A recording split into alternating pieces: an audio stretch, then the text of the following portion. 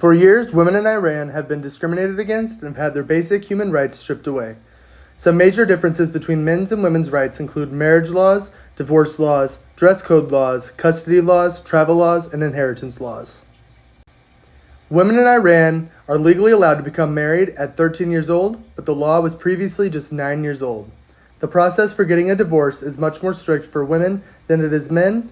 Women must go to court, and the conditions include that the woman has to prove that the man has either been imprisoned, abusive, or an addict. However, a man can just declare a divorce verbally.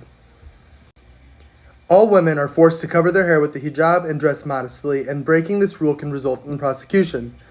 If a woman remarries, regardless of divorce or even after the death of her husband, she forfeits the child's custody. And once a woman gets married, she is legally prevented from obtaining a passport or even leaving Iran without written approval from her husband. And sons are entitled to twice as much inheritance as the daughters are. And a widow only inherits an eighth of her husband's estate. However, the husband inherits the entire estate if his wife passes away. These are only a few of the different laws and differences that women in Iran face every single day. Throughout the years in Iran, there have been many different protests. However, the 2022 protests were different and caught the attention of millions of people throughout the world. These are also the longest protests that have taken place in Iran just since 2009.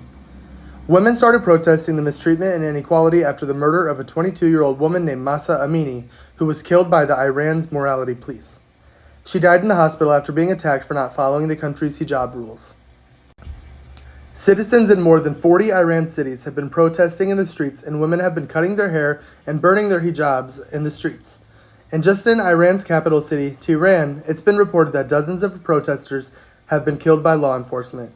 Thousands of protesters have also been arrested, and it has been reported that there have been over 259 executions from people that have been participating in these protests. The protesters in Iran are demanding a democracy and equal rights for women.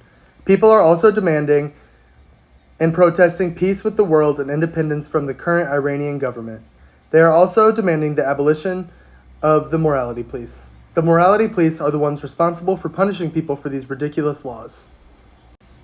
The Iranian government are absolutely not responding to these protests, and the protests are not expected to stop until there are results. The Iranian government officials are blaming these protests on Western media and have even taken away internet access from some Iranian citizens.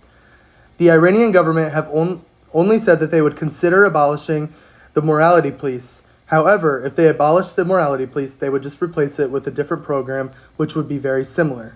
An alternative to the morality police could possibly include punishments for breaking these laws, such as the hijab laws, which could be as severe as taking away the Iran citizens' bank accounts.